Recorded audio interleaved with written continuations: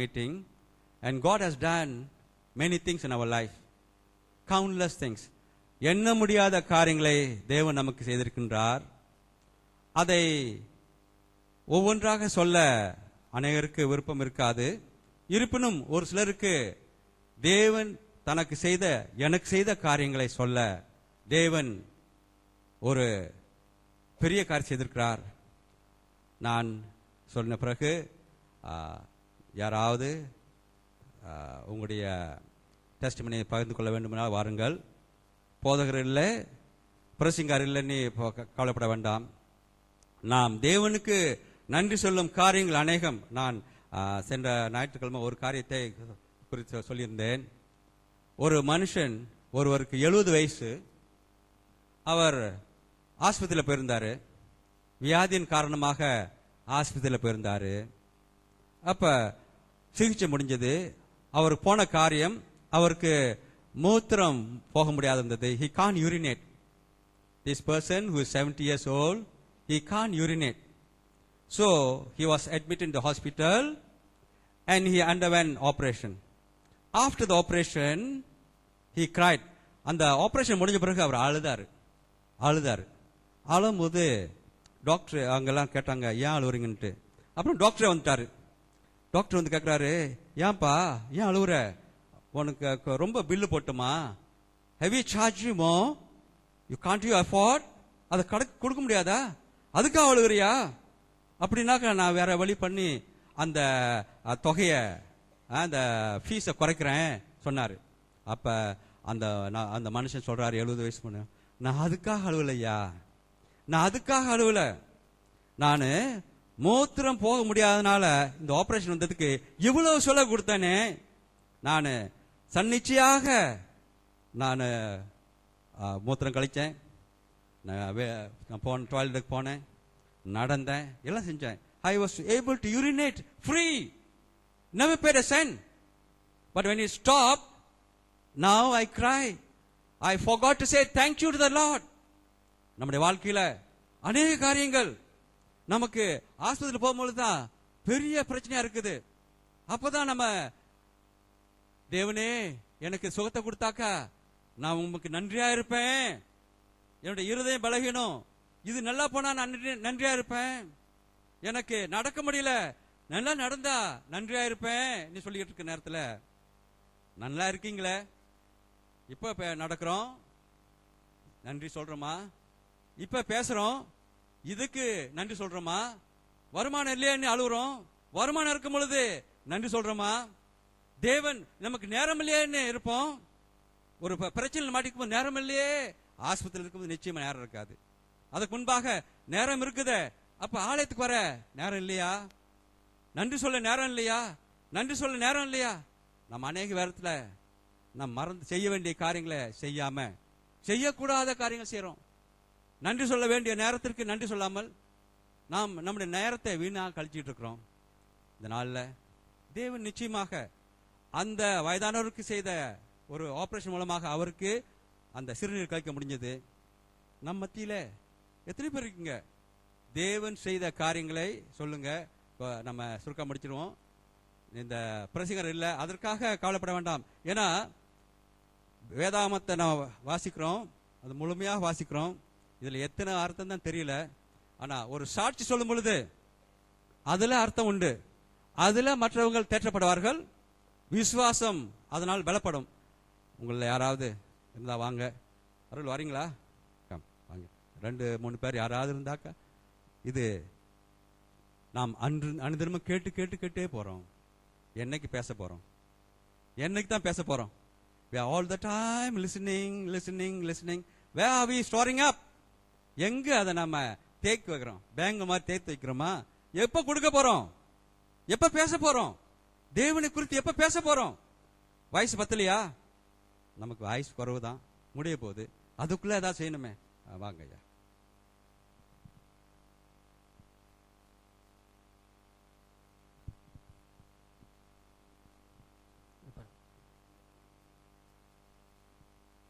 கர்த்தருடைய பரிசுத்த நாமத்துக்கு ஸ்தோத்திரம். இயேசுவின் நாமத்தினால, இயேசு மேல் பிரியமா இருக்கிற இயேசு நேசிக்கிற சகோதர சகோதரி ஒவ்வொருவருக்கும் நான் நன்றி செலுத்துகிறேன். கர்த்தருடைய நாமம் மகிமைப்படும்படி இந்த சாட்சி, இது எழுப்புதல் கூட்டம் தான், ஆனாலும் இந்த சாட்சி எழுப்புதலுக்குரிய சாட்சியாக இருக்கும் என்று விசுவாசிக்கிறேன். கர்த்தர் இந்த மலேசியா தேசத்தில் வந்த நாள் முதல் செய்த அநேக அற்புதங்கள், அது சொல்ல முடியாது, 100 100 அல்ல. அந்த 18 வருட காலத்திலே செய்த அற்புதங்கள் கொஞ்சமல்ல. ஒவ்வொரு நாளும் கர்த்தர் கடந்து அநேக அற்புதங்களை செய்யும்படி, அநேகர் சுகமடையும்படி, அநேகர் விடுதலை பெறும்படி, அநேகர் பேய் பிசாசு பொல்லாத ஆவிகளிலும் பொல்லாத மந்திர மாயக்கட்டுகள் பில்லி சூனியங்களிலே விடுதலை ஆகும்படி கர்த்தர் அநேக இந்து சகோதர குடும்பங்களுக்கும் அநேகருக்கு கொண்டு போகிறார். அப்படிப்பட்ட காரியங்களிலே ஒரு சுருக்கமாக கொஞ்சமாக சொல்லுகிறேன். இன்னும் அநேக சொல்ல இருந்தால் ஆயத்தமாக இருந்து தேவனை மகிமைப்படுத்துவோம். இந்த சாட்சி நிமித்தம் யாவரும் நாம் இங்கே நின்று விட்டவர்களாய் துதித்து பாடி ஆராதித்து மகிமைப்படுத்தி தேவவசனத்தை கேட்டவர்களால் மாத்திரமல்லாதவது அதன்படி எழும்பி நாம் அநேக மருத்துவமனைகளுக்கும் அநேக குடும்பங்களுக்கும் சிதறுண்டு கிடக்கிற அவர்கள் ஒவ்வொருவரும் ஆலயத்துக்கு வர முடியாமல் பின்தங்கி கிடக்கிறவர்கள் அவர்கள் வரும்படி நாம் யாவரும் எழும்பக்கூடிய ஒரு சாட்சிகளாக இருக்கும் என்று விசுவாசிக்கிறேன். கர்த்தர் மகிமைப்படுவாராக. அப்பொழுது ஒரு குடும்பத்துக்கு, தேவி என்கிற குடும்பத்துக்கு சில நாட்களுக்கு முன்பதாக வர சொல்லி, அவங்க ஒரு 7 வருடமா அந்த வீட்டுக்குள்ள குசின் பக்கம் போய் கிளாஸெல்லாம் எடுக்கிற மாதிரி கடப்படான்னு சொல்லுமா. அப்புறம் படுக்கிற அறையில் அந்த மாதிரி ஒரு ஆள் நடந்து போகிற மாதிரி இருக்குமா. இப்படி அநேக தடவை அந்த மாதிரி சொல்லிக்கிட்டு இருந்தோன்னே அந்த பிள்ளைகள்லாம் பயந்து ரொம்ப வியாதிப்பட்டாங்க. அவருடைய கணவர் டெக்ஸி ஓட்டுறவர். அவங்க அவரும் இதை பார்த்து பயந்து சரி, ரூமில் படுத்தா அந்த பிரச்சனையாக இருக்குன்னு ஹாலில் படுத்தா ஹாலில் அந்த மாதிரியாக இருக்கும். இங்கே இருந்து படுக்கணும்னா சரி குசினில் போய் படுப்போம்னா அங்கேயே பாத்திர மண்டம்லாம் விட்டுற மாதிரி இருக்கும். இங்கே இல்லை, வெளியில் டீ ஹாலில் படுப்போம்னா அங்கே கதவை திறக்கிற மாதிரி இருக்கும். ரொம்ப பயந்து 200க்கு மேலே ப்ரெஷர் ஏறி போச்சு. சரி, செலங்க ஆஸ்பத்திரி கொண்டு வந்தாங்க. ஒன்றும் பார்க்க முடியாது, இது குறைய மாட்டேங்குது, அப்படியே தான் இருக்குது, ஒன்றும் பண்ண முடியாதுன்னு தூக்கிட்டு போயிட்டாங்க. திருப்பி அவங்க ஸ்கூல் படிக்கும் பொழுது தெரிஞ்ச ஒரு லட்சுமிங்கிற சகோதரிகிட்ட விசாரித்து இருக்கிறாங்க. ஏன்னா அவங்க வீட்டுக்கு இந்த மாதிரி இருந்து போய் ஜெபம் பண்ணி அவங்க விடுதலை பெற்று சேச்சிக்கு வந்துட்டு இருக்காங்க ஃபேமிலியாக. அவங்கள கூப்பிட்டு கேட்டிருக்காங்க, அக்கா என்னக்கா எப்படி இந்த மாதிரி காரியங்கள் இருக்குது எப்படின்னு. அப்போ நான் சொல்லியிருக்காங்க, இந்த பிரதர் இருக்காரு, கூட்டிகிட்டு போங்க, எல்லாம் சரியாக வந்துடும் அப்படின்னு கர்த்தர் இயேசு சுகப்படுத்துறாரு. அப்புறம் கூட்டிகிட்டு போனோம். போய் இங்கேருந்து போகும் பொழுதே சன்னல் வழியாக ஓடி போச்சு. சன்னலுடைய கண்ணாடி அதெல்லாம் உடச்சிக்கிட்டு ஓடி போச்சு. நான் சொன்னேன் அதை ஜெபம் பண்ணி துரத்துங்க அப்படின்னாங்க. அது ஓடி போச்சு, எல்லாரும் வாங்க அப்படின்ட்டு கூடி வச்சு எல்லாம் ப்ரே பண்ணிட்டு அவங்க கணவரை கூப்பிட சொன்னால் கணவர் ஐயோ அவரை கூப்பிடாதீங்க, அவர் ரொம்ப ப்ரெஷர் ஏறி போய் அவர் சுகமாக இருக்கிறாரு, கர்த்தர் உள்ளே போயிருக்கிறாரு, சுகப்படுத்திட்டாரு, நீங்கள் கூட்டிகிட்டு வாங்க அப்படின்னு. எல்லோரும் முழிக்கிறாங்க, என்ன இப்படி இவர் பைத்தியக்கார மாதிரி பேசிக்கிட்டு இருக்காரு அப்படின்ட்டு. இல்லை ஒன்றும் இல்லை, நான் பைத்தியம்தான், அவனுக்கு கூட்டிகிட்டு வாங்க அப்படின்ட்டு அவரை கூட்டிகிட்டு சிரிச்சுக்கிட்டு நல்லா வருவார் அப்படின்னு கொண்டு வந்தார். நல்லா ஆயிட்டார். இப்போ நான் சொன்னேன், ஏசு எனக்கு முன்பதாக போய் அவரை சுகப்படுத்திட்டாரு, எனக்கு தெரியும், நீங்கள் அவரை கூட்டிக்கான்னு சொன்னேன். கரெக்டாக இருக்கு அப்படின்னு சுகமானாங்க, ஜெபம் பண்ணாங்க. அந்த சேச்சிக்கு வாரம் சொல்லியிருக்காங்க. அவருடைய சொந்தங்கள் கொஞ்சம் தடையாக இருக்காங்க. இப்படி இதே சம்பவம் நிறையா குடும்பங்களில் நடந்திருக்கு. அப்படி போய் சுகமாகி மற்ற சேச்சிகளுக்கு போகிறாங்க. இப்போ ரொம்ப தூரத்தில் உள்ளவங்களாம் ரவங்க சேச்சிக்கு வராங்க, வர முடியாமல் போகிறாங்க. இப்போ கிளாங்கங்கிட்டு சொகோர் இந்த பக்கம் நிறைய இடங்களில் சிராஸ் பக்கம் அங்கேயும் சரி, மலேசியாவில் பினாங்கு சபாசரவா 2 இடத்த தவிர எல்லா மருத்துவமனைக்கும் போயிருக்கிறோம். திடீர்னு ஒருத்தர் ஒரு தகப்பனாருக்கு ஈரலில் தண்ணி பலூன் மாதிரி ஊதிக்கிட்டே வந்துடும். அவங்க ஒரு 5 வருஷம் 4 வருஷம் அதை போய் ஆப்ரேஷன் பண்ண வேண்டியது, எடுக்க வேண்டியது, பண்ண வேண்டியது, பை கட்டி போட்டுக்கும், இதை மாதிரி செஞ்சுக்கிட்டே இருந்திருக்காங்க. அப்போது மருத்துவமனையில் போனவுடனே அதை சுகப்படுத்த முடியலை. அந்த தண்ணியை எடுத்து மலேசியா எல்லா டாக்டருக்கு அனுப்பி செக் பண்ணி திரும்பி வந்துருச்சு. 3 மாதமாக அதான் வேலை. அதை என்னன்னு கண்டுபிடிக்க முடியல. தண்ணியை பார்த்தா அதில் ஒன்றும் இல்லை அப்படின்ட்டாங்க. இது ஒன்றும் பண்ண முடியாது, மாத்திரையை சாப்பிட்டு இருந்துட்டு போக வேண்டியதான் அப்படின்னு சொல்லி எழுதி கொடுத்துட்டாங்க காசாங்க ஆஸ்பத்திரியில். அவருடைய மகன் என்னிடத்துல அந்த நேரத்தில் வீடு இல்லாமல், காடி இல்லாமல், வேலை இல்லாமல் 2 பிள்ளைகளோடு அவங்க சொந்தக்காரருக்கு வந்தாங்க. சொந்தக்காரர் திருப்பி இங்கே இருக்க முடியாதுன்னு சொல்லிட்டாங்க, வீடு இல்லை. அந்த நேரத்தில் நான் கூப்பிட்டு அடைக்கலம் கொடுத்து ஜெபம் பண்ணி சேச்சி கூட்டிகிட்டு போய் ரட்சிக்கப்பட்டாங்க. கர்த்தர் உங்களுக்கு வீட்டை கொடுப்பாருன்னு சொல்லி சொன்னப்போ 11வது மாடி ஜெராஸில் வீட்டை கொடுத்தார், காடியை கொடுத்தார், லோனை கொடுத்தார். 10 வருஷம் வேலை இல்லாத சகோதரிக்கு, அந்த சகோதரி சாராங்கிற பேரு, அவங்க பேர் விக்கி, ஆனால் சாரான்னு ரட்சிக்கப்பட்டாங்க. கர்த்தர் கொடுத்தார், நல்லா இருக்காங்க. அவங்க திருப்பி சொல்லியிருக்காங்க, நீங்கள் இதெல்லாம் ஒன்றும் பிரச்சனை இல்லை, மந்திரவாதியை கூட்ட போகிறோம். சொந்தக்காரெல்லாம் என்ன பண்ணியிருக்காங்க, மந்திரவாதியை கூட்ட போகிறோம்னு சொல்லியிருக்காங்க. அப்போ சொன்னாங்க, மந்திரவாதிலாம் கூட்ட வேணாம், இல்லை நான் கூட்டிகிட்டு வரணும், கூட்டியாந்து பண்ணி எல்லாம் பண்ணியிருக்காங்க, ஒன்றும் ஆகலை. திருப்பி இவர் இந்த கடைசி மகன் மட்டும்தான் ரட்சிக்கப்பட்டிருக்கார். அவர் சொல்லியிருக்காரு, பிரதர் அருளை கூட்டிகிட்டு வருவோம், கண்டிப்பாக இயேசு இதை சுகப்படுத்துவார் அப்படின்னு சொல்லியிருக்காரு. நீ அதை தான் சொல்லிக்கிட்டு இருப்ப, ஏசு பைத்தியம் சொல்லிக்கிட்டு இருப்ப, நீ சேர்ச்சுக்கு போனதுனால, நீ மதம் மாற்றப்பட்டதுனால அவள் சொல்லிக்கிட்டு இருக்கான்னு சொல்லி அவங்களுக்குள்ள சண்டை நடந்திருக்கு. இல்லை அப்படின்ட்டு உடனே கால் பண்ணார். நான் ஃபோன் பண்ணோன்னே நான் அப்புறம் திருப்பி காஜாங்க ஆஸ்பத்திரி கூட்டிகிட்டு போனாங்க. போனோம், போய் ஜெபம் பண்ணோம். உடனே கர்த்தர் அந்த இடத்துல சுகப்படுத்தி இவரோட பிரசனத்தில் அப்போவே கட்டி பிடிச்சி அழுதார். எல்லாருக்கும் முன்னால் இந்த கூட்டமே நின்றாங்க, அழுதார். இயேசு எனக்குள்ளே வந்ததை பார்த்தேன், இவரோட பிரசனத்தை பார்த்தேன், இவரோட வல்லமையை பார்த்தேன், என்னை சுகப்படுத்தினார், வழியெல்லாம் நின்று போயிடுச்சு, துடிச்சு போனேன் அப்படின்னு. உயிரோடு இருக்கிறார், உயிரோடு இருக்கிறார். இப்படி இந்த இப்போ சுங்கப்புல ஹாஸ்பிட்டலில் சமீபத்தில் ஒரு போன வருஷத்தில் நினைக்கிறேன், ஒரு சகோதரி தண்ணி மருந்தை குடிச்சிட்டு நாக்கெல்லாம் வெளியே வந்துருச்சு, எதுவுமே சுகப்படுத்த முடியல, எல்லாம் மரத்து போச்சு, ஒன்றும் இல்லை, வெளியே போட்டாங்க. நித்தி கூட்டிகிட்டு போங்க அப்படின்னு. டாக்டராக ஒன்றும் பண்ண முடியலை, போட்டாங்க. திருப்பி மறுபடியும் ஒரு பாஸ்டர் வந்தார், கால் பண்ணி கூட்டிகிட்டு போனார். இப்போ ஒரு பாஸ்டர் நான் போனோம், போய் கை வச்சு ஜெபம் பண்ணிட்டு வந்தோம். நான் சொன்னேன், அருள் என்ன அருள் ஜெபம் பண்ண ஆண்டவர் என்னமாச்சு உணர்த்தினாரா அப்படின்னு. அப்போ நான் சொன்னேன், இப்போ நம்ம அங்கிட்டு போய் கொஞ்ச நேரம் ஆன உடனே நாக்கு உள்ளே போயிடும், அவங்க சுகமாகி நாளைக்கு டிஸ்சார்ஜ் பண்ணி வந்துடுவாங்க, பேர் விட்டு வந்துடுவாங்க. உண்மையாக அருள் வீட்டுக்கு போவோம் அப்படின்ட்டு சபையில் இருந்து 2 பேரும் கரை முடிச்சு ஜெபம் பண்ணிட்டு வந்துட்டோம். அங்கேயும் ஜெபம் பண்ணிட்டு வந்துட்டோம். அதே மாதிரி ஒரு அரை மணி நேரம் சென்ற உடனே நாக்கு சொந்தமாக உள்ள போயிடுச்சு, கண்ணு முழிச்சு பேசிட்டாங்க. அப்படி ஒரு அற்புதத்தை கத்த செய்தார். இப்போ அதே சுங்கப்புல ஆஸ்பத்திரியில் ஒரு 60-70 வயசு உள்ள தகப்பனார், எல்லா மகன்களும் மகள்களும் எல்லாரும் போய் சோசியம் பார்த்து, அவங்க சில வெளியில் இருக்காங்க, இண்டில் இருக்காங்க, பார்த்து 3 நாளைக்கெல்லாம் இறக்க போகிறோன்னு எல்லா பூசாரியும் சொல்லிட்டார், எல்லா மந்திரவாதியும் சொல்லிட்டாங்க, எல்லாம் சொல்லிட்டாங்க. அப்புறம் வெளியில் சில ஊழியக்கார கூட்டி அந்த ஜெபம் பண்ணியிருக்காங்க, அவளும் ஒன்றும் பலன் தெரியலை.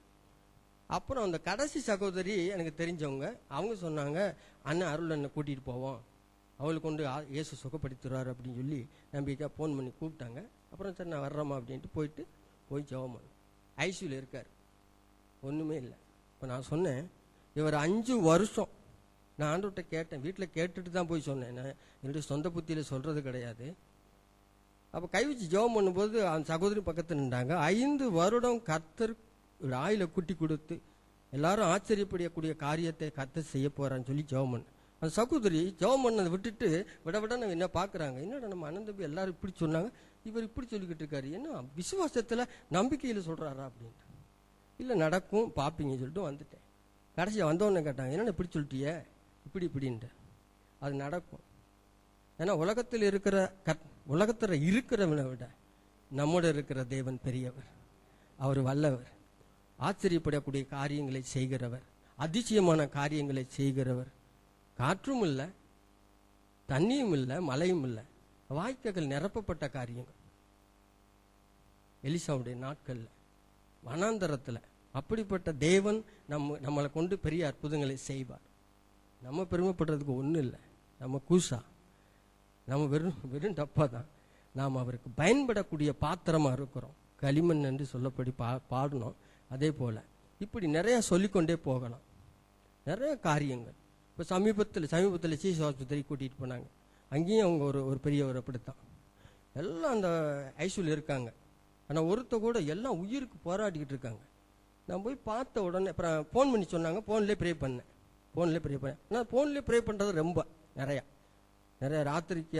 ஆனால் ஒரு மணி 2 மணி 3 மணிக்கு கூட ஃபோன் வரும், ஃபோனில் எந்திரிச்சு ப்ரே பண்ணுவேன். சுகமாயிரும், காலையில் சொல்லுவாங்க சுகமாயிட்டமையான், கர்த்தருக்கு ஸ்தோத்திரம். அப்புறம் சீஸ் ஆஸ்பத்திரி சென்ற வாரத்தில் அப்புறம் போயிருந்தோம். அங்கே போய் பார்த்தா எல்லாரும் உயிருக்கு போராடிக்கிட்டு இருக்காங்க. ஒவ்வொருத்தருக்கும் மூச்சு மேலே போய் மேலே போய் மேலே போய் இதுதான் இருந்துக்கிட்டு இருக்கு. மலாய்க்காரங்க, சீனங்க, தமிழவங்க, அவங்க எல்லாம் 2 பகுதின்னு பார்த்தா கவலையாக இருக்குது. எனக்கு அதை விட்டு வரவே மனசு இல்லை. எல்லாரையும் விட்டால் எல்லாரையும் எழுப்பி எல்லாரையும் துதிப்பாடி ஆண்டவரை மகிமைப்படுத்தினா எப்படி இருக்கும் அப்படியெல்லாம் நான் அப்படியே ரொம்ப உற்சாகமாக பார்த்துக்கிட்டு இருந்தேன்.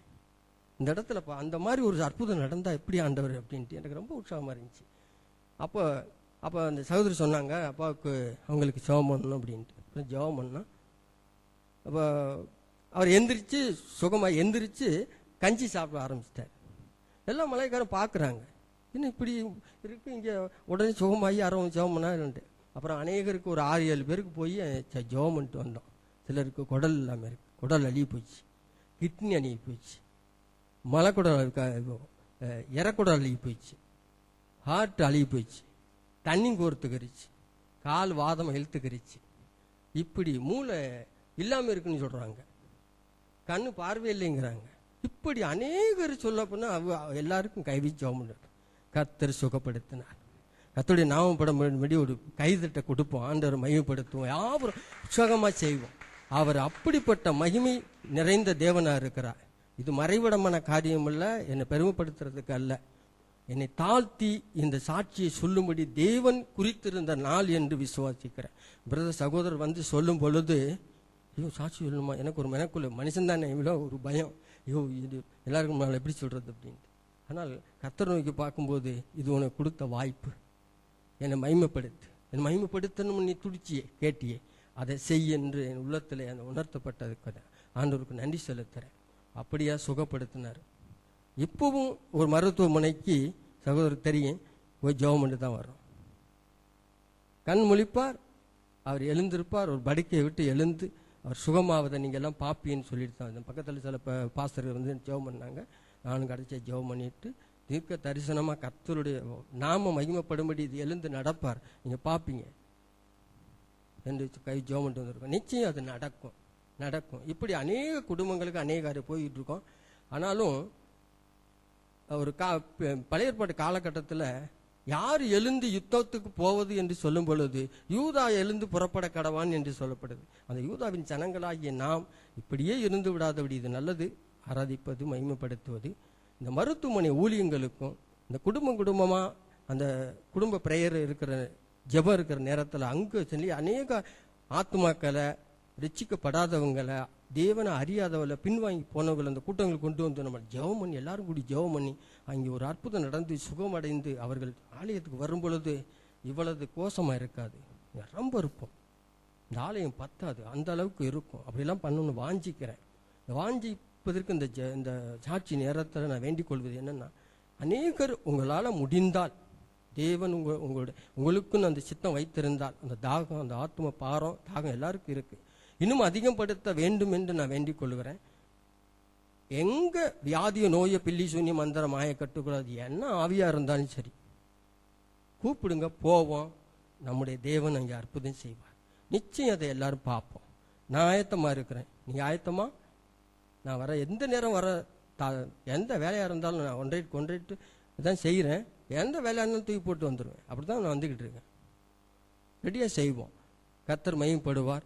அந்த காரியங்களை கர்த்தர் பெரிய செய்வார். கர்த்தர் ஸ்தோத்திரம்.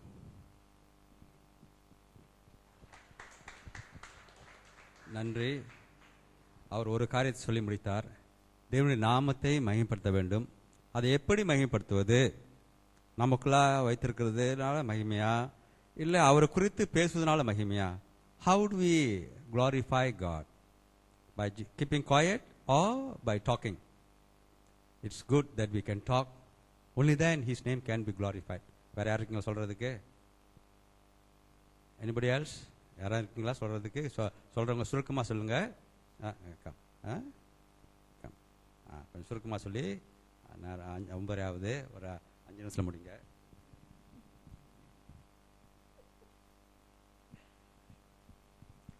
கர்த்தருக்கு ஸ்தோத்திரம். இது கொஞ்சம் பழைய சாட்சி தான், இருந்தாலும் நான் சொல்கிறேன்னு. நம்ம மகன் வீட்டில் இருந்தேன். அப்போ நாங்கள் அந்த வீட்டுக்கு புதுசாக வந்தோம். அப்போ அங்கே ஒரு நெல்லிக்காய் மரம் இருந்துச்சு. அந்த நெல்லிக்காய் மரத்தில் காய் இல்லை. அவங்க பிராமணவங்க, அவங்க நட்டு வச்சுருந்தாங்க. அப்போ அந்த மரத்தை எப்போ பார்த்தாலும் கழிச்சிக்கிட்டே இருப்பாங்க. இப்போ நான் அந்த பக்கம் போகும்போது அவங்கள ஒரு நாள் பார்த்துட்டு கேட்டேன், ஏம்மா அந்த மரத்தில் இருக்கிற கிளைங்களை கழிக்கிறீங்கன்னு. அவங்க சொன்னாங்க, இல்லைம்மா அந்த மரம் இத்தனை வருஷம் ஆச்சு, காயே காய்க்க மாட்டேனுது, அதனால் நான் கழிச்சு போடுறேன்னு சொன்னாங்க. அப்போ நான் கொஞ்ச நேரம் நின்று அந்த மரத்தை பார்த்துட்டு நான் போயிட்டேன். அதுக்கு பிறகு அவங்க பார்க்க மாட்டாங்க. நான் போய் அந்த மரத்தில் போய் கை வச்சு ப்ரே பண்ணுவேன். ஆண்டவருக்கு நன்றி சொல்லி, ஆண்டவரே இந்த மரம் கனி கொடுக்குற மரமாக மாற்று ஆண்டவரே, நிறைய பூவும் காயும் பிஞ்சும் பூவும் நிறைய காய்க்க ஆண்டவரே உதவி செய்ய ஆண்டவரே அப்படின்னு எனக்கு எப்படி ஜெபம் வருதோ அப்படி ஜெபம் பண்ணிட்டு போயிடுவேன். 1 வருஷத்துக்கு மேலே அந்த மரத்துக்கு ஜெபம் பண்ணேன். அப்போ ஜெபம் பண்ணிகிட்டே இருந்துட்டு அப்புறம் ஒரு 4-5 மாதம் அந்த மரத்து பக்கம் போகிறதில்ல, நான் போயிடுவேன். அப்போ ஒரு நாள் வந்து ஒரு இலை எடுக்கிறதுக்கு அந்த மரத்துக்கிட்ட போனால் சரியான மழை. அப்போ போயிட்டு அந்த மரத்துக்கு கீழே தான் அந்த இலையை எடுத்துக்கிட்டே இருக்கும்போது எனக்கு ஒரு மனசில் ஒரு இது வந்துச்சு. இப்போ அண்ணாந்து பார்த்தேன் பாருங்க, மரம் நிறைய காய், நெல்லிக்காய், மரத்து நிறைய நெல்லிக்காய். ஐயோ, அந்த இடத்துல ஆண்டவர் என்கிட்ட வந்து அவ்வளோ ஒரு சந்தோஷமாச்சு. அப்போ ஒரு பையன் பிரகாஷ்ன்னு அந்த பையன் வந்து சேச்சில் உள்ள பையன், அந்த பையன் வீட்டுக்கு வந்தான். அப்போ அந்த பையன்கிட்ட சொன்னேன், பிரகாஷ் எனக்கு தெரியல பிரகாஷ், இந்த மரத்தில் வந்து அவங்களும் சொன்னாங்க, அம்மா எத்தனையோ வருஷம் அந்த மரம் காய் காய்க்காது இருக்குது, இப்போ காய் காய்க்குது அப்படின்னு. ஏன்னா அவங்கக்கிட்ட போய் நம்ம சத்தியத்தை சொல்ல முடியாது, அவங்க பிராமணவங்க ஆழமாக இருக்கிறவங்க, அதனால நான் அவங்கக்கிட்ட ஒன்றும் சொல்லலை. பக்கத்து வீட்டுக்காரவங்க வந்து ரொம்ப வருஷமாக உள்ளவங்க, அவங்கக்கிட்ட நான் சொன்னேன், இந்த மரம் பாருமா 1 வருஷத்துக்கு மேலே நான் ஜெபித்தேன், களையை வெட்டி போடுவாங்க, 1 வருஷத்துக்கு மேலே நான் ஜெபித்தேன், ஒரு 4-5 மாதம் நான் போய் பார்க்கல, இப்போ வந்து பாருங்களேன் அந்த மரத்தில் எவ்வளோ காய் இருக்குன்னு. அவங்க வந்து அந்த மரத்தை பார்த்துட்டு என்னை கட்டிப்பிடிச்சி முத்தம் கொடுத்தாங்க. ஆண்டவருக்கு நன்றி. நன்றி நன்றி. உயிருள்ள மனுஷன் மட்டும் இல்லை, உயிருள்ள மரமும் ஜெபத்தை கேட்குது, அதுக்கும் காது இருக்குது. காதை கொடுத்தவர் கிளாதிருப்பாரோ, மரத்துக்கும் தேவன் காதை கொடுத்துருக்காரு, அது கேட்டுச்சு, அது பலன் கொடுத்துச்சு. ஐயா வாங்க.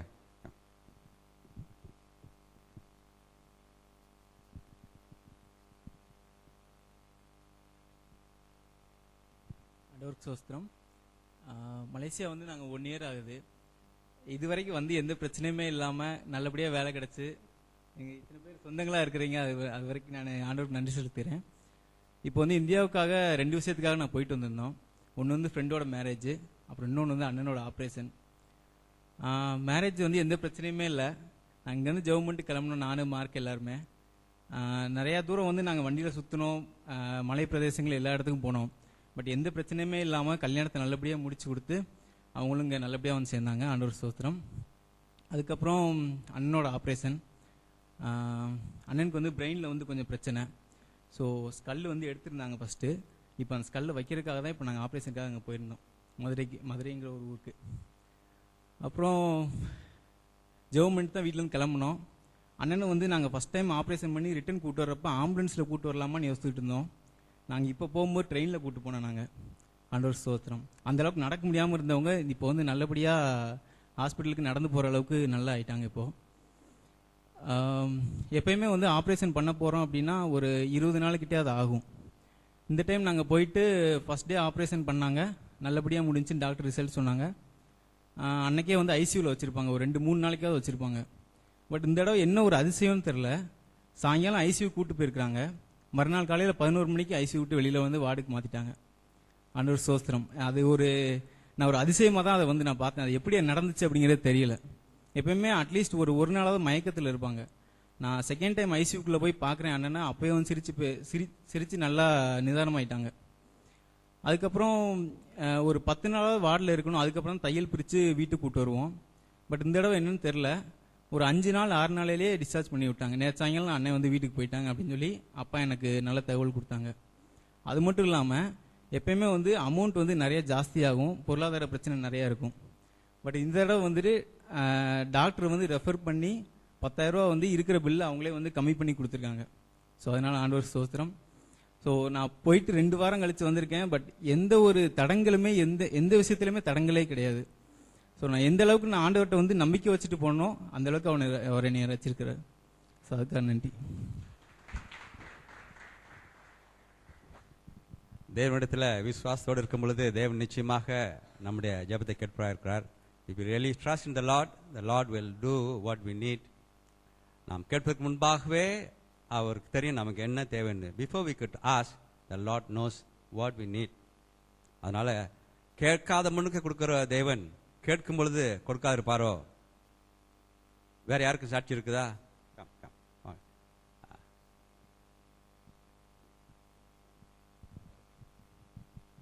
Praise the Lord. ஆண்டவருக்கு மகிமை உண்டாவதாக. ஆண்டவர் இந்த இடத்துல என்னை சாட்சியானத்தில் நன்றி செலுத்துகிறேன். கொஞ்ச நேரத்தில் டக்குன்னு முடிச்சிடுறேன். நாங்கள் வந்து ரொம்ப வறுமையில் இருந்தோம். நான் போடுறது கூட ஒரு ட்ரெஸ் இல்லாமல் ஒரு ஜட்டி ஒரு பனியனோட தான் இருந்தேன். ஆனால் ஆண்டவர் எங்களை அதிசயமாக நடத்திட்டு இருக்காரு. அவர் சிறியவனை குப்பையிலிருந்து சிறியவனை புழுதியிலிருந்து எளியவனை குப்பையிலிருந்து உயர்த்தாருங்க. அந்த வசனத்தை எப்போ எனக்குன்னா கிட்டத்தட்ட ஒரு 10 வயசு இருக்கும். அப்பத்தையே பிடிச்சேன். அதுக்கு வர எங்களுக்கு தெரியாது. எங்கள் அப்பா என்னைக்கு இறந்தாரு, அப்பா சூசைடில் தான் இறந்தாரு. அன்னைக்கு பார்த்து கரெக்டாக அந்த கிராமத்துக்கு பாஸ்டர் வராங்க. பாடி வெளியில் போகுது, ஊருக்கு பாஸ்டர் வந்திருக்காரு. வந்து அதுக்கடுத்து கொஞ்ச நாள் கழிச்சு அம்மா சர்ச்சுக்கு போக ஆரம்பித்தாங்க. அதுக்கடுத்து நாங்கள் எல்லாரும் போக ஆரம்பித்தோம். அப்படியே போக போக ஆண்டவர் எனக்கு ஒன்றுமே தெரியாது. ஏன்னா எங்களுக்கு ஃபுல்லாக ஆண்டவர் தான் கெதி. அம்மா காலைல 4 மணிக்கெல்லாம் எழுந்து ஜெபம் பண்ணுவாங்க. அவங்களுக்கு இப்போ ஜெபம் பண்ணவே தெரியாது. நாங்கள் ஜெபம் பண்ணுறதுக்கு இப்போ ஒரு 3 வருஷத்துக்கு முன்னாடி தான் கற்றுக் கொடுத்தோம். அது வரை அவங்க வாயை திறந்து ஜெபமே பண்ண மாட்டாங்க. மனசுக்குள்ளேயே எல்லாமே சொல்லிக்குவாங்க. 4 மணிக்கு எழுந்து முட்டங்காலை போட்டு ஜெபம் பண்ணுவாங்க. இப்படி பார்த்தீங்கன்னா எங்கள் அம்மாவால் படிக்க வைக்கிறதுக்கு இல்லை. ஏன்னா எங்கள் அப்பா இறக்கும்போது வீட்டுடைய பத்திரத்தை கொண்டு போய் கடைக்காரங்களை கடை வச்சுட்டு அந்த காசை வாங்கிட்டு வந்து பிஸ்னஸ் பண்ணதுனால மனம் உடஞ்சி போனதுனால என்ன பண்ணிட்டான்னா பாய்சன் வாங்கி குடிச்சு இறந்துட்டாரு. ஸோ ஒரு 20 நாள் கழிச்சு பாடியில் எடுத்துகிட்டு போயிடுவார். அவங்க வராங்க, இது மாதிரி காசு வாங்கியிருக்காரு, பத்திரத்தை வச்சு வாங்கிக்கிறீங்களா இல்லை வீடு கொடுக்குறீங்களான்ட்டு. ஸோ அப்படி கொஞ்ச நாள் கழிச்சு அந்த நேரம் பார்த்தீங்கன்னா அம்மா ஒரு வேலை செஞ்சுருந்தாங்க. அதனால அந்த வருமானத்தை வச்சு அந்த வீட்டை மீட்டுட்டாங்க. இப்படியே காலங்களை போயிட்டே இருந்துச்சு. ஸோ அதுக்கடுத்து இப்படி வந்து எங்கள் அம்மா, நான், அம்மா, தம்பி 3 பேர் தான். எங்கள் தம்பி வந்து அப்பாவை பார்த்ததே இல்லை. அவன் அப்பா சாகும்போது கை குழந்தை. இந்த நிலைமையில் இருக்கும்போது அடுத்து எங்கள் ஊருக்கு அந்த பாஸ்டர் மூலமாக ஒரு கிறிஸ்டியன் மிஷன் சர்வீஸ் அப்படின்னு சொல்லிட்டு ஒரு ஹாஸ்டலு அவர் சொன்னார், பாஸ்டர் இவங்களை கொண்டு போய் அங்கே ஹாஸ்டலில் சேர்த்து விடலாம் அப்படின்ட்டு. ஸோ அதே மாதிரி ஹாஸ்டலில் 3 பேருக்கு எழுதி போட்டேன். 2 பேருக்கு எழுதி போட்டாங்க. எனக்கும் ஃபஸ்ட்டு எனக்கு இடம் வந்துச்சு. போனால் வெறும் ஒரே பை மட்டும்தான். ஒரு சாப்பிட்றதுக்கு ஹாஸ்டலுக்கு எடுத்துகிட்டு போகிறோம். ஒரே ஒரு பழைய சட்டை, எங்கள் அப்பா போட்டிருந்த சட்டையை, எங்கள் அப்பா பெரிய சட்டையை அதை தைச்சி எனக்கு கொடுத்தாங்க. அடுத்து சாப்பிட்றதுக்கு டம்ளர் இல்லை, ஹாஸ்டலுக்கு போகிறோன்னா அங்கே போய் வாங்கிட்டு சொன்னாங்க. அப்போ பாஸ்டர் ஒரே ஒரு டிஃபன் பாக்ஸ் எடுத்து கொடுத்தாரு எங்கள் பாஸ்டர். ஸோ இப்படி இதை போது எனக்கு இதில் என்னன்னா, எனக்கு வந்து ஈவினிங் ஐ பிளைண்ட் சொல்லுவாங்க, மாலை கண் நோய். இப்போ தான் கண்ணாடி போட்டேன், இந்த 2015 தான். அதுக்கு முன்னாடியெல்லாம் கண்ணாடிலாம் கிடையாது. ஸோ அப்படி மாலைக்கு நோய் இருந்தனால சாயந்தரம் எங்கே என்ன பண்ணுவாங்கன்னா, நான் எங்கன்னா இருட்டு கட்டினா வீட்டுக்கு வர முடியாது. ஸோ அதனால ஒன்று எங்கன்னா போனால் இருட்டு கட்டுறதுக்கு முன்னாடி வந்துடணும். இல்லைன்னா சொல்லிடுவாங்க, இந்த இடத்துல இருக்கோ, இவங்க வீட்டுக்கு உட்காந்துக்க, நான் வந்து கூட்டிகிட்டு வந்துடுறேன் லேட் ஆச்சுனான்ட்டு. அதே மாதிரி தான் இருந்துச்சு. ஸோ இப்படி வந்து ஆண்டவர் அறிய டெய்லி என்ன பண்ணுவேன்னா, சாயந்தரம் ஹாஸ்டலில் எல்லாம் விளையாட போயிடுவாங்க. நான் என்ன பண்ணுவேன், போய் பாத்ரூமில் கதவை பூட்டிக்கிட்டு முழங்கால் போட்டு ஜெபம் பண்ணுவேன். அப்படி பண்ண வருஷ கணக்காச்சு. இந்நாள் வரைக்கும் அந்த பிரச்சனையே இல்லை. ஆண்டவருக்கு நன்றி செலுத்துக்கிறேன். ஸோ அப்படிதான் இப்படிதான் ஒவ்வொரு இதில் எனக்கு நான் இன்னைக்கு பிசியோதெரப்பி படிச்சிருக்கிறேன்னா வந்து ஒரு காசு செலவு இல்லாமல் ஆண்டவர் படிக்க வச்சிருக்காருன்னா அது ஆண்டவருடைய பெரிய கிருபை. இல்லைன்னா வேற ஒன்றுமே கிடையாது. அதே மாதிரி பல பிரச்சனைகள் இருந்தான், அதெல்லாம் ஆண்டவர் கிருபியா எல்லா காரியங்களும் ஒவ்வொரு காரியங்களும் ஆகும்போது ஆண்டவர் அதிசயமாக நடத்திட்டு வந்தார். அதுக்காக நன்றி செலுத்துக்கிறேன். ஏன்னா என் குடும்பத்தை இது பண்ணும்போது ஒவ்வொன்றும் ஆண்டவர் நல்ல ஞானத்தை கொடுத்து இதை பண்ணார். அடுத்து பார்த்தீங்கன்னா இப்போ மலேசியாவுக்கு நான் வர வேண்டிய ஆளே இல்லை. அழகாக நான் பாட்டு ஃபிசியோதெரப்பி பண்ணேன், கிளினிக் வச்சுட்டு இருந்தேன். மார்னிங் வந்து ஐடி ஃபீல்டில் போய் ஒர்க் பண்ணிட்டு இருந்தேன். கரெக்டாக 2 நேரம் போயிட்டே இருந்துச்சு. காலையில் ஒரு லேடி பொண்ணை வச்சுருந்தேன் ஃபிசியோதெரப்பி கிளினிக் பார்க்கறதுக்கு. ஈவினிங் நான் வந்து பார்த்துக்குவேன். திடீர்னு ஒரு ஃப்ரெண்டு ஒருத்தன் சொன்னான்னு சொல்லிட்டு சரி ஆசைப்பட்டு வந்துட்டேன். வரும்போது பல பிரச்சனைகள் தான் வந்ததும். ஏர்போர்ட்லேயும் பயங்கர பிரச்சனை. இங்கே வந்து இறங்கினா யாருமே வந்து கூப்பிட வரல. நைட்டு 12 மணிக்கு ஏர்போர்ட் விட்டு வெளியில் வரேன். வெளியில் வந்தால் கூட்டாளி வந்து அவன் ஃபோன் பண்ணான், ஃபோன் நம்பர் எடுத்துட்டு அவன் என்ன பண்ணிட்டான், நீ டாக்ஸி பிடிச்சி இங்கே வான்னு சொல்லி ஒரு இடத்த சொல்லி அந்த இடத்துல வந்து நின்ட்டேன். அங்கே வந்துட்டு அவன் வருவான்னு பார்த்தா அவன் வரல, வேற ஒருத்தனை அனுப்பிவிட்டான். எனக்கு பயமாயிருச்சு. ஏன்னா இந்த இடத்துல ஊருக்கு தெரியாதவர் நைட்டு 12 மணி 1 மணி இருக்கும் வந்துட்டு. 12 மணிக்கு தான் ஏர்போர்ட்டை விட்டு வெளியில் வரேன். மதியம் 4 மணிக்கு வந்தவன், மலேசியா டைமுக்கு 4 மணிக்கு வந்தவன், நைட்டு 12 மணி வரை ஏர்போர்ட்டில் தான் உட்காந்துருக்கு, யாருமே கூப்பிட வரல. அப்போது இதாகிட்டு அப்படி இது பண்ணிட்டு இருக்கும்போது இவன் வருவான்னு பார்த்தா இவனு வரல, அவனுடைய கூட்டாளி அனுப்பிவிட்டான். எனக்கு பயமாகி போச்சு. டாக்ஸியில் ஏறி உட்காந்துட்டு இருக்கேன், ஃபோன் பண்ணால் அவன் ஃபோன் வச்சுருந்தான். அந்த ஒரு தைரியத்திலே எடுத்து சரி இவன் தான் ஆள் அப்படின்னு சொல்லி வந்தேன். அடுத்து வந்து பார்த்தா அங்கே சவுக்கட்டில் இறக்கி விட்டாங்க. எனக்கு ஒன்றுமே தெரியல. கரெக்டாக செவ்வாய்க்கிழமை வந்து இறங்கினேன். எனக்கு வந்து சர்ச்சு நாங்கள் மிஸ் பண்ண மாட்டோம். என்னைக்கா இருந்தாலும் சின்ன வயசுலேருந்து அம்மா இது பண்ணதுனால சர்ச்சு வந்து மிஸ் பண்ண மாட்டோம். எல்லாம் கல்யாண காட்சி இருந்தால் கூட சர்ச்சுக்கு போய்ட்டு தான் கல்யாணத்துக்கு போவோம். அதனாலே நிறைய பேர் சொந்தக்காரங்க கோவிச்சுக்குவாங்க கல்யாணத்துக்கு வர மாட்டாங்க அப்படின்ட்டு. ஆனாலும் ஆண்டவர் கிருபைனால தான் நாங்கள் போயிட்டே இருந்தோம். ஸோ சர்ச்சுக்கு போனோம் அப்படின்னு சொல்லும்போது தான் அப்போ சொன்னால் இங்கே பக்கத்தில் ஒரு சர்ச் இருக்குது, போனால் ஒரு போலீஸ் ஸ்டேஷன் இருக்கும் அப்படின்னா. சரி அப்போ என்ன பண்ண 2 நாளைக்கு முன்னாடி வந்து இங்கே நம்ம சென்ட் ஜேம்ஸ் சர்ச்சுக்கு எத்தனை மணிக்கு சர்வீஸ் நடக்குது என்னன்னு சொல்லிட்டு பார்த்துட்டு போயிட்டு கரெக்டாக அடுத்த நாள் ஞாயிற்றுக்கிழமை காலைல சர்ச்சுக்கு வந்தேன். வந்துட்டு இப்படி போனால் எனக்கு வேலை இல்லை ஒன்றும் இல்லை. கூட்டிகிட்டு வந்தவன் ஒரு 10 நாள் தான் இருந்தான். அவன் ஊருக்கு போயிட்டான். திரும்பவும் போயிட்டு இப்போ வரேன்னு சொல்லிட்டு என்னை விட்டுட்டு அவன் போயிட்டான். என்ன பண்ணுறதுன்னு எனக்கே தெரியல. நமக்கு ஃபுல்லாக ஒரே இதுதான். அப்போ தான் அந்த சவுக்கட்டில் ரூம் இல்லைன்னா ரூமுக்கு வர கரெக்டாக 5 நாளுக்கு இருந்த காசு கையில் காலி. வாடகையை கொடுத்து சேவா கொடுத்து அதுவும் போச்சு. ஸோ அப்படியே இதாகிட்டே இருந்துச்சு. அதுக்கடுத்து அவன் என்ன பண்ணான், இன்னொரு கூட்டாளி இது பண்ணான். அவன் மூலமாக போய் கொஞ்ச நாள் ஒரு இடத்துல ரூமில் தங்கிட்டு இருந்தேன். அடுத்து இங்கே சர்ச்சுக்கு வந்தேன். அதுக்கடுத்து அடுத்த வாரம் வர முடியல, அதுக்கு அடுத்த வாரம் வந்தேன். அப்போ தான் வந்து இங்கே வந்து சர்ச்சு முடிஞ்சு இந்த இடத்துல ஜெபம் பண்ணிட்டு இருக்காங்க. நான் யூஸ்வலாக சர்ச்சு முடிஞ்சு, ஏன்னா ஊரில் வந்து சர்ச்சு முடிஞ்சால் போய் பாஸ்டர்கிட்ட ஜெபம் பண்ணுவோம். ஸோ அதே மாதிரி பாஸ்டர்கிட்ட ஜெபம் பண்ணிட்டு போகலாம் அப்படின்னு சொல்கிறதுக்காக நான் இந்த ரூமுக்குள்ளே பாஸ்டர் இருப்பான்னு சொல்லி இந்த ரூமுக்குள்ளே போகிறேன். ஆனால் எனக்கு தெரியாது பாஸ்டர் முடிஞ்சு வெளியில் போயிடுவாங்கன்னு மெசேஜ் முடிஞ்சு. அப்போ நான் இந்த ரூமுக்குள்ளே போகிறேன். இங்கே நான் ஒரு 4-5 பேர் சந்திரன் பிரதர் இன்னும் நிறைய பேர்லாம் ஜெபம் பண்ணிட்டு இருக்காங்க ப்ரேயர் முடிஞ்சு. அப்போ ப்ரேயர் முடிஞ்சு நான் போகிறேன். இந்த ஆல்டரை தாண்டி என்னால் உள்ளே போக முடியல. ஏதோ மனசுக்குள்ளே ஒரு உந்துதல், இந்த இடத்துல போய் கலந்துக்கோன்ட்டு. ஸோ அதுக்கடுத்து என்ன பண்ணிட்டேன், நான் அந்த இடத்துல தான் நின்றுட்டு இருந்தேன். இவங்கெல்லாம் இங்கே ஜெபம் பண்ணிட்டு இருக்காங்க, நான் அந்த இடத்துல நின்றுட்டு ஜெபம் பண்ணிட்டு முடிஞ்சிட்டு போயிட்டேன். அதுக்கடுத்து சந்திரன் பிரதர் சொன்னார், இந்த மாதிரி வேலை கிடைச்சா அப்படின்னா ஜெபம் பண்ணுவாங்க. அதுக்கடுத்து அப்படியே இதாச்சு. அதுக்கடுத்து பார்த்தீங்கன்னா சந்திர பிரதர் நான் உங்களுக்கு என்ன ஹெல்ப் பண்ணுறேன் அப்படின்னு சொல்லிட்டு பிரேயர் இது பண்ணுறேன் அப்படின்னு சொல்லுவாங்க. கடைசியில் கொஞ்ச நாள் கழிச்சு வந்து அவங்க பிரதர் இன் லாவுக்கே வந்து ஸ்ட்ரோக் அடிச்சிருச்சு. இப்போ அவங்களுக்கு இதனால ஸோ வீட்லேயே அவங்க வீட்டில் உட்காந்து பார்க்க ஆண்டவர் கிருபை செஞ்சார். அவங்களுக்கும் இது பண்ணிவிட்டு அதுக்கடுத்து வெளியில் வந்தேன். வெளியில் வந்தால் அடுத்து என்ன பண்ணுறதுன்னு எனக்கே தெரியாது. ஆனால் ஃபுல்லாக முட்டைங்கால் போட்டு ஜெபம் தான். இந்த நம்ம சேப்பல் ஃபுல்லாக நான் ஃப்ரீயாக இருந்தேன்னா நேரம் இங்கே வந்து உட்காந்துக்குவேன். ஸோ அப்படி ஆண்டவர் அதிசயமாக நடத்தினார். இப்போ ஊருக்கு போயிட்டு வந்தேன். வந்து 2.5 மாதம் வேலை இல்லை, வீட்டுக்கு காசு அனுப்பணும். ஆனால் உண்மையாக சொல்கிறாங்க, ஒரு நாள் கூட ஆண்டவர் என்னை பத்னியாக போட்டதே இல்லைங்க. காசு கூட இல்லாமல் இருக்கும். இன்டர்வியூக்கு போவேன், இன்டர்வியூ கூப்பிட்டு போன இடத்துல மேனேஜர் கூப்பிட்டு போய் சாப்பாடு வாங்கி தரான். ஒரு நாள் கூட நான் ஆண்டருக்கு நாம மகிமையை சொல்கிறேன், 2.5 மாதம் வேலை இல்லை, வீட்டுக்கு காசு அனுப்பணும். ஆனால் ஒரு நாள் கூட ஆண்டவர் என்னை பட்னியாக போட்டதே இல்லை. எப்படியாவது ஒரு விதத்தில் எப்படியாவது மெலாக்காவிலேருந்து ஆள் வராங்க, ஜொகூரில் டிக்கெட்டை போட்டு அனுப்பிவிட்டாங்க. ஆண்டவருக்கு நான் மகிமையாக சொல்லுறேன். யாருன்னே தெரியாது, பிசியோதெரப்பி யாருன்னே தெரியாது, எங்கே இருந்தோன்னா எவனுமே தெரியாது. ஒரு ஆள் சொல்கிறது மூலமாக நம்பி ஆண்டவர் அங்கே போய் கூப்பிட்டு போகிறார். இது ஆண்டவர் ஒரு பெரிய கிருபை. அதே பார்த்தீங்கன்னா ரொம்ப இதாகி போச்சு. அப்போ ஒரு நாள் ரொம்ப வேதனையோட ரூமில் படுத்துட்டு இருக்கும்போது ரொம்ப கஷ்டமாகிடுச்சு. அப்போ தான் மனசில் ஒரு உந்து தெளிச்சு, சரி எழுந்து ஃப்ரீ பஸ் தானே இருக்குது, ஏன் நீ போய் ஜெபம் பண்ணக்கூடாதா அப்படின்னு எனக்கு மனசில் ஒரு உந்து தெளிச்சு. அப்போ என்ன பண்ணோம், அடுத்து அதுலேருந்து என்ன பண்ண ஆரம்பிச்சிட்டேன்னா, வேலை இல்லாதனால எழுந்து சுற்ற ஆரம்பிச்சிட்டேன். காலைல எழும்புவேன், ஃப்ரீ பஸ்ஸை மாறி மாறி மாறி போயிட்டு அப்படியே ஜெபம் பண்ணிகிட்டே பஸ்ஸுக்குள்ளே இருந்துட்டு வந்துட்டேன். இப்படி போக போக பார்த்தீங்கன்னா போன மாதம் நான் ரெஸ்யூம் அனுப்பலை, ஜஸ்ட் ஒரு பார்த்ததான், என் ஃப்ரெண்டு கூட்டாளி மூலமாக பார்த்தது தான். அவங்க பாஸ் வந்து அவரை வர சொல்லுங்க அப்படின்னு சொல்லிட்டு இவன் வந்து இப்போ ஊருக்கு போயிட்டாப்புல. ஸோ இருக்கிற ஒரு மாதத்துக்கு இவர் இது அதுக்கடுத்து போய் பேட்டினா அவர் நீ ஃபிசியோதெரப்பி எப்படி என்ன பண்ணீங்கன்னு இப்போ சொல்லிட்டு இருக்க மாதிரி வெளியில் ஹவுஸஸ் கால் பண்ணிட்டு இருக்கேன்னா, அப்போ நீங்கள் வந்து எங்கள் இதில் ஜாயின் பண்ணுங்க அப்படின்ட்டு.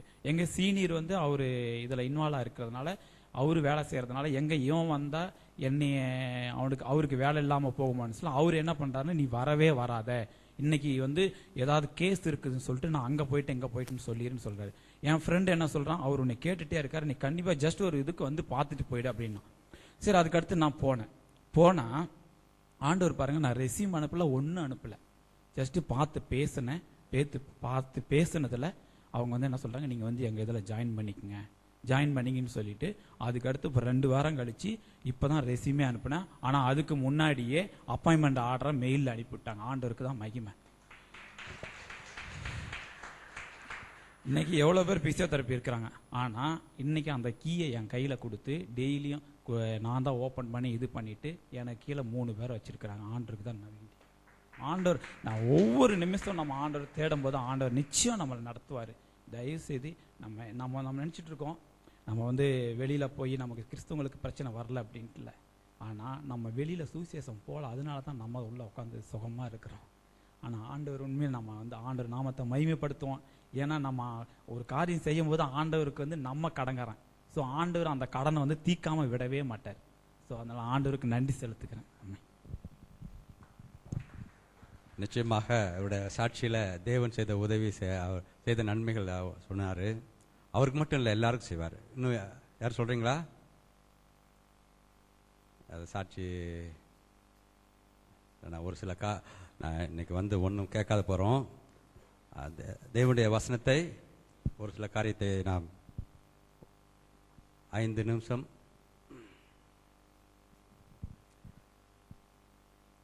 நாம் வேதாகமத்தில் வாசிக்கும் பொழுது அநேக காரியங்களை குறித்து நாம் வாசிப்பது உண்டு.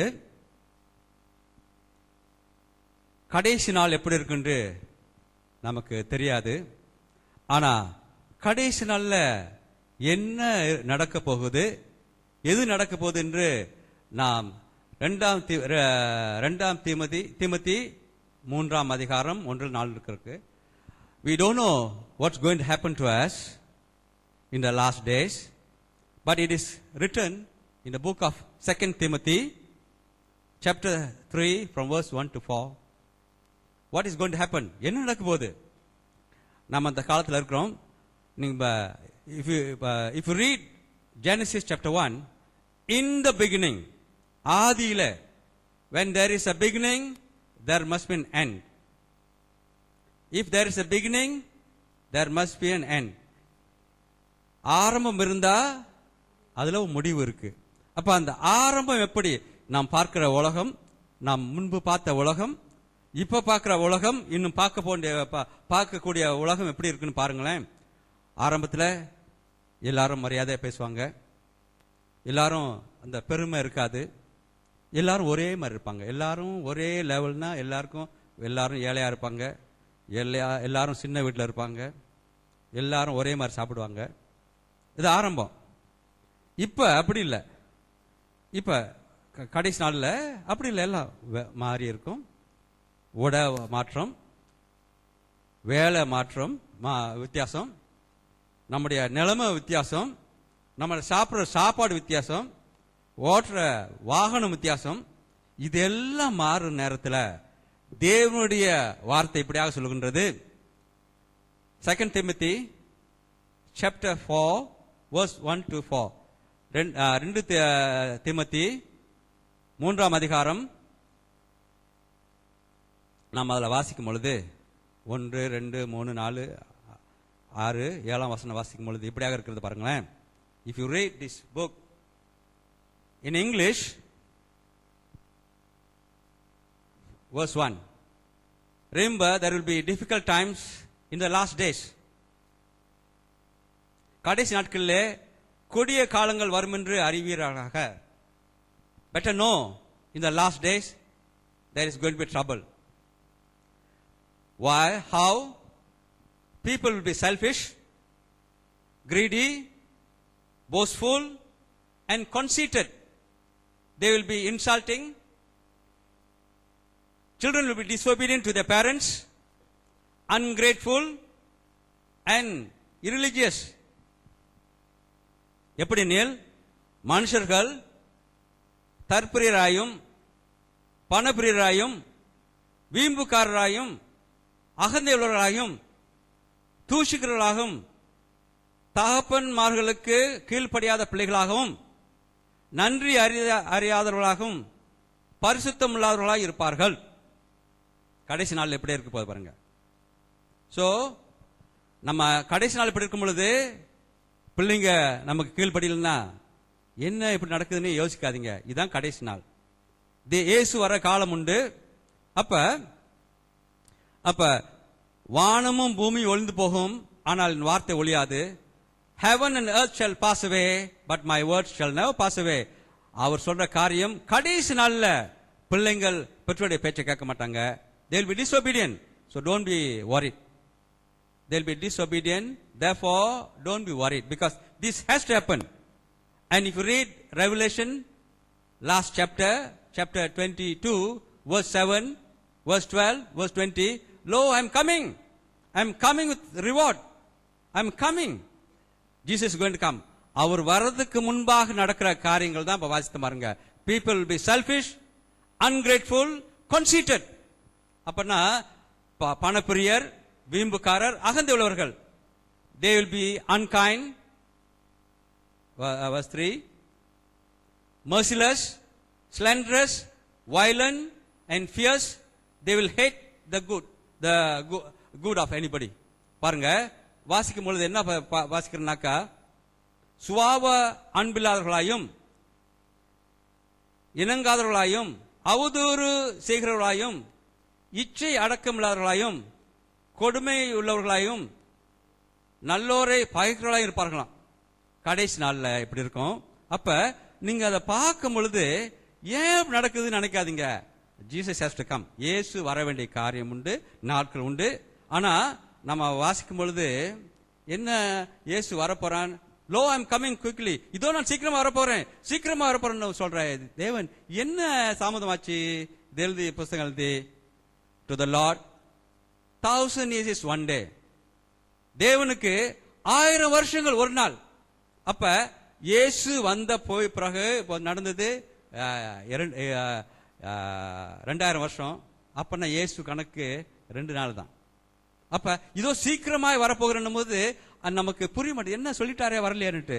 பாருங்க கடைசி நாள் இன்னும் என்ன நடக்க போகுது.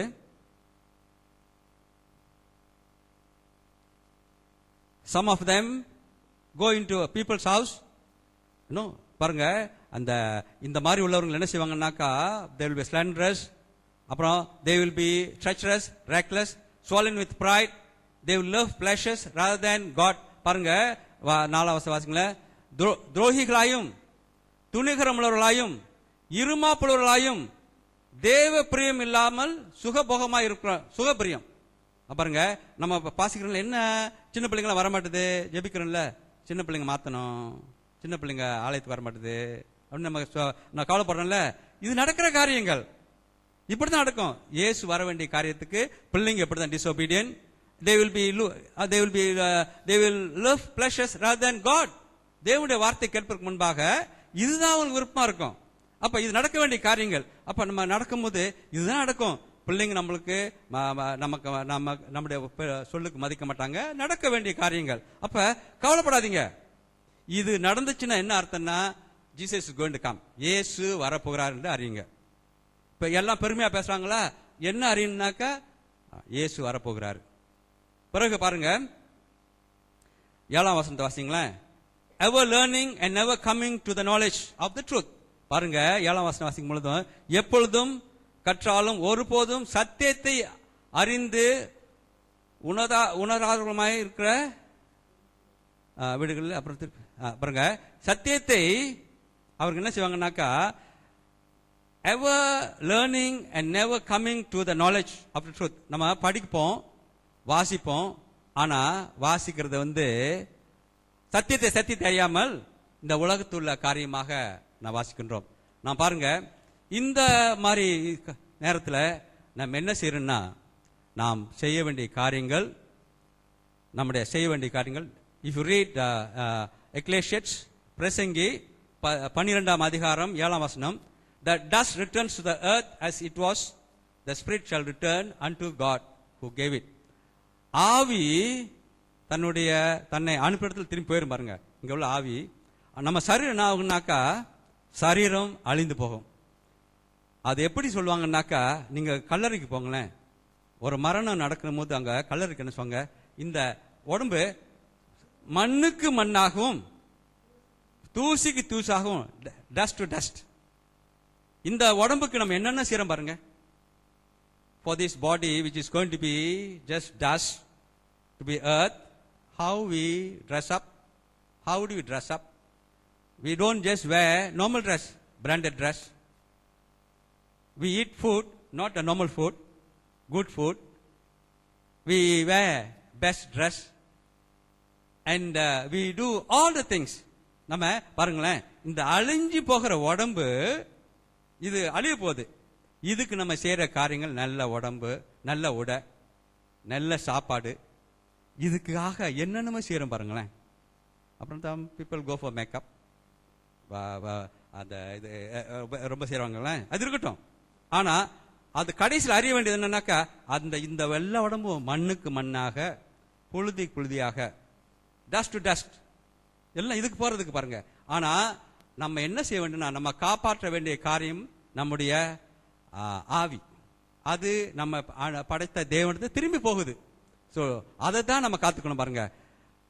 The dust returns to the earth as it was, the spirit shall return unto God who gave it. இப்படி இருக்கும் பொழுது கடைசி நாள்ல நடக்க வேண்டிய காரியங்கள் அநேகம், அது பயங்கரமா இருக்கும். இப்ப இந்த காலங்கள்ல நீங்க பார்க்கும் பொழுது இந்த ஐசிஸ்லாம் வெட்டுறாங்கல்ல, ரத்த சாட்சியா மறிப்பாங்கன்னு சொல்றாங்கல்ல, என்னது அர்த்தம்? ரத்த சாட்சியா. All the disciples, apostles were killed. நம்ம இது சென்ட் ஜேம்ஸ் சர்ச், யாக்கோப் ஆலயம், அவருக்கு ரம்பம் இருக்கு பாத்தீங்களா, ரம்பத்தில் அறுத்திருப்பாங்க. நம்ம சர்ச் இருக்குல்ல, saint James church, all the apostles were killed. Paul have been beheaded in Rome, when in Rome, Nero the mad emperor was the king, he slaughtered him, வெட்டிட்டார் பாருங்க. அதே மாதிரி எல்லா சீசர்களும், ஒரே ஒருத்தர் மட்டும் அதுல கடைசி இருந்தவர் யோவான், அவரையும் கொதிக்கிற எண்ணெயில தூக்கி போட்டாங்க. அத கொதிக்கிற எண்ணெயில நீந்தி போய் அதான் எழுதினவர் பாருங்க. அவர் தான் வயதா இருந்தவர், மற்றவெல்லாம் வயது குறவுல இறந்துட்டாங்க பாருங்க. அப்ப நீங்க ஸ்டேவனை பார்த்துங்க, ஸ்டேவனை கல்லெறிஞ்சு கொண்டாங்க பாருங்களேன். யார் யார் சாட்சி இருந்தா? ரத்த சாட்சி தான். அப்ப இதுதான் நடக்கும் பாருங்க. இயேசுடைய காலத்தில் நடந்தது, இது நடக்கும். அப்ப நம்ம பயப்படாதீங்க, ஏன்னா இயேசு வர வேண்டிய காலம் இருக்குல்ல. ஏன்னா all those who died, they were crying unto the Lord, Lord, when are you coming to avenge me, avenge my death? நான் இறந்து போன எனக்காக நீங்க தான் எனக்கு பாதுகாப்பு கொடுக்கணும். அழுதுகிட்டே இருக்காங்க பாருங்க. அவங்க கல்லர்ல இருக்கிறாங்களா, அழுதுகிட்டு இருக்காங்க, எப்போ வருவாங்கன்னு. இயேசு, இதோ நான் சீக்கிரம் வரேன், இதோ நான் சீக்கிரம் வரேன். அதுக்கு இடையில நடக்க வேண்டிய காரியங்கள் இவ்வளவு பாத்துக்கங்க. அப்ப நம்ம வீட்டுல யாரும் பெருசா பீப்புள் டாக் பெருசா பேசினாக்கா கவலைப்படாதீங்க. If anybody insult you, don't be worried. This has to happen. யாராவது நீங்க செஞ்ச காரியத்துக்கு if they are ungrateful, don't worry. This has to happen. Irreligious, நம்ம பிள்ளைங்களை சொல்றோம், வாங்கப்பா சர்ச்சுக்கு வாங்க, வாங்க வாங்கன்னு வராதுங்க. நடக்க வேண்டிய காரியம் பாருங்க. So Jesus has to come. அவர் வரும்போது இந்த மாதிரி தான் நடக்கும்போது தான் வரும். இது எல்லாம் சரியா இருந்தாக்கா, எல்லாம் மரியாதை இருந்தாக்கா, எல்லாம் அன்பா இருந்தாக்கா அவர் வரமாட்டாரு. He will take a longer time. So don't be worried. கடைசி நாள்ல என்ன நடக்கும், இது நம்ம பிள்ளைங்களுக்கு தெரியணும் பாருங்களேன். ஒரு ஆரம்பம் இருந்தா அதுக்கு முடிவு உண்டு. ஆல்பா ஒமேகா, ஆரம்பம் உண்டு, முடிவு உண்டு. அப்ப நம்முடைய காலங்கள்ல நம்முடைய நல்லா இருக்கிற காலத்துல தேவனுக்கு நன்றி உள்ள பிள்ளைகளா இருந்து அவர் செய்த ஒவ்வொரு நன்மைகளுக்கும் நன்றி உள்ள பிள்ளைகளா இருக்கணும். நான் உச்சரிக்கணும், தேவன், என் தேவன் என்னை காத்துக்கொண்டார், என் தேவன் என்னை போஷித்தார், என் தேவன் வசிக்க ஒரு வீடை கொடுத்தார், சாப்பிட அன்றாடம் உணவு கொடுத்தார், உடுக்க நல்ல ஆடையை கொடுத்தார், நடக்க என் கால்களுக்கு தெம்பை கொடுத்தார், பேச என் நாவுக்கு திறனை கொடுத்தார் பாருங்களேன், பார்க்கும் கண்களை கொடுத்தார், பேசும் நாவை கொடுத்தார். இதுக்கெல்லாம் நன்றி சொல்லணும். எப்ப நம்ம பேச முடியலையோ அப்ப அழுவோம், எப்ப பேச போறோம்ட்டு, எப்ப நடக்க முடியலையோ அப்ப அழுவோம். நம்ம சொன்ன சாட்சி இருந்துல, அது மாதிரி தான் பாருங்க. அப்ப இருக்கிறது எது எது தேவன் கொடுத்துருக்காரோ அதுக்கு நன்றி சொல்லி நம்முடைய ஜீவிதத்தில் இருக்கும் பொழுது தேவன் நம்மை பார்த்துக்கணும். அவருக்கு தெரியும் அவருக்கு நம்ம என்ன நமக்கு என்ன தேவை. நீங்க நம்ம கேட்பதற்கு முன்பாகவே உங்களுடைய தேவைகள் என்ன என்ற அந்த தேவன் அறிந்திருக்கிறார். அவரிடத்துல உண்மையும் உத்தமாக இருக்கும் பொழுது தேவன் நம்மை காத்துக்கொள்வார். ஜெபம் செய்வோம். எங்களை நேசிக்கிற நலத்தாப்புனே ஐயா, இந்த நாளில உம்முடைய சன்னிதானத்தில் உட்கார எங்களுக்கு கிருபை கொடுத்துரு ஐயா.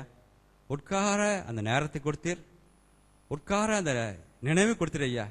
உம்முடைய ஆலயத்தில் வர வேண்டும், உம்முடைய ஆலயத்தில் உட்கார வேண்டும்.